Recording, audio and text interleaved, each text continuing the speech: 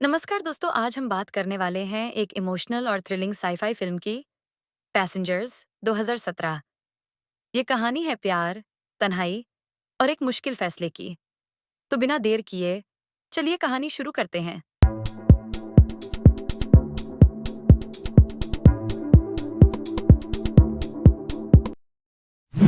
Stick spaceship पर based है जिसका नाम है एवलॉन। ये स्पेसशिप 25,000 पैसेंजर्स और 200 अथव क्रू मेंबर्स को ले जा रही है एक नए प्लैनेट, होमस्टेड 2 पर। यहाँ लोग एक नई जिंदगी शुरू करने वाले हैं।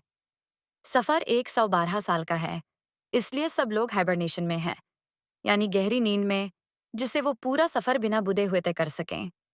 लेकिन सब कुछ प्लान के मुताबिक नहीं चलता। एक दिन स्पेसशिप कुछ एस्टेरॉइड से टकरा जाती है, जिसे सिस्टम्स में ग्लिच आता है। इस ग्लिच की वजह से एक पैसेंजर, जिम प्रेस्टन, नया साल पहले ही जग जाता है। जिम एक मैकेनिकल इंजीनियर है। जब उसे पता चलता है कि वो अकेला जग गया है और उसके अलावा सब लोग अभी भी गहरी नींद में हैं, तो उसकी जिंदगी एकदम से बदल जाती है। पहले तो जिम हर जगह एक्सप्लोर करता है, शिप के लग्जरी फीचर्स का मजा लेता है, रेस्टोरेंट्स, जिम, गेम्स, सब कुछ। लेकिन धीरे धीरे उसे समझ आता है कि वो अकेला है और अब इस तन्हाई से बचना मुश्किल होता जा रहा है। उसका सिर्फ एक दोस्त होता है, आर्थर, एक एंड्रॉयड बारटेंडर जो उसका दुख बांटने की कोशिश करता है, लेकिन वो तो इंसान नहीं है। एक साल गुजर जाता है। जिम मेंटली ब्रेक होने लगता है।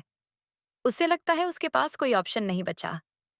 इसी बीच वो एक और पैसेंजर के बारे में जान लेता है, एक खूबसूरत और टैलेंटेड राइटर जिसका नाम है ऑरोरा लेन। उसकी प्रोफाइल वीडियोस देखकर जिम उसे डीपली कनेक्ट कर लेता है। फिर एक दिन वो एक डेंजरस फैसला लेता है। वो जानता है अगर वो ऑरोरा को जगाता है तो वो भी उसकी तरह इस स्पेसशिप में फंस जाएगी और कभी होमस्टेड डू नहीं पहुंच पाएगी। फिर भी तन्हाई से परेशान जिम उसे जगाता है, लेकिन ये सच उसे बताता नहीं। जब ऑरोरा उठती है तो सब कुछ उसके लिए भी वैसे ही होता है जैसे जिम के साथ हुआ था। कंफ्यूजन, एक्साइटमेंट और फिर धीरे धीरे एक्सेप्टेंस। वो जिम के साथ वक्त बिताने लगती है। दोनों एक दूसरे के करीब आते हैं, प्यार होता है, सब कुछ अच्छा लगने लगता है। लेकिन सच कब तक छुप सकता है? एक दिन आर्थर, रोबोट बारटेंडर, गलती से ऑरोरा को बता देता है कि जिम ही वो शख्स है जिसने उसका हिबरनेशन पोर्ट खराब किया था। ये सुनकर ऑरोरा का दिल टूट जाता है। वो जिम से कह देती है, यू मर्डर्ड मी। वो खुद को धोखा खा हुआ महसूस करती है। प्यार, जो इतने अरसे में डेवलप हुआ था, उस एक सच्चाई से बिखर जाता है। और यहीं से फिल्म का दूसरा हाफ स्टार्ट होता है। स्पेसशिप में और ज्यादा प्रॉब्लम्स आने लगती हैं। सिस्टम ग्लिचेस और मलफंक्शंस इंक्रीज होने लगते हैं। पूरा शिप डेंजर में आ जाता है। जिम और ऑरोरा को अपने पर्सनल कॉन्फ्लिक्ट्स भूलकर मिलकर शिप को बचाना पड़ता है। उन्हें समझ आता है कि अगर कुछ ना किया गया तो पूरे स्पेसशिप के लोग मर जाएंगे। जिम डिस्कवर करता है कि रिएक्टर खराब हो रहा है। रिएक्टर को रिपेयर करना बहुत डेंजरस है, उसमें जान जा सकती है। लेकिन जिम खुद को रिस्क में डालकर अपनी पुरानी मैकेनिकल इंजीनियरिंग स्किल्स यूज करके शिप को बचाने जाता है। रिएक्टर के अंदर जाके वो फिक्स करता है सिस्टम, लेकिन इस प्रोसेस में उसकी जान भी जा सकती थी। वक्त पे अरोरा उसे बचा लेती है। यहाँ से उनका ट्रस्ट फिर से थोड़ा बिल्ड होता है। रिपेयर के बाद उन्हें एक और सरप्राइज मिलता है। जिम एक मेडिकल पॉड डिस्कवर करता है जो किसी को वापस हाइबरनेशन में डाल सकता है। वो चाहता है कि ऑरोरा उस पॉड में जाए ताकि वो अपना सफर पूरा कर सके और होमस्टेड 2 पहुंच पाए। लेकिन ऑरोरा चूज करती है जिम के साथ रहना, क्योंकि उन्होंने एक जिंदगी साथ शुरू की थी और अब वो उससे अकेले नहीं जीना चाहती।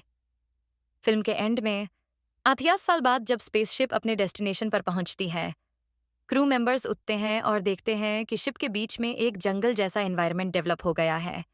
जिम और ऑरोरा ने एक नेचुरल लाइफ डेवलप की थी, बर्ड्स, ट्रीज, प्लांट्स, सब कुछ। वो दोनों वहां जिंदा नहीं होते, लेकिन उनकी यादें और उनकी बनाई गई दुनिया एक लेगेसी के रूप में सबके सामने होती है। ये फिल्म एक सिंपल स्पेस लव स्टोरी नहीं है, इसमें एक डीप मॉरल क्वेश्चन है। अगर आप किसी से इतना प्यार करते हो कि आप उसकी जिंदगी बदल देते हो, क्या वो गलत है? जिम का डिसीजन सेल्फिश था या डेस्परेट? अरोरा का डिसीजन उसके फॉरगिवनेस को दिखाता है या उसकी मजबूरी? ये क्वेश्चंस फिल्म खत्म होने के बाद भी दिमाग में घूमते रहते हैं। परफॉर्मेंस वाइज क्रिस प्रैट ने जिम का कैरेक्टर बहुत ऑनेस्टली प्ले किया है।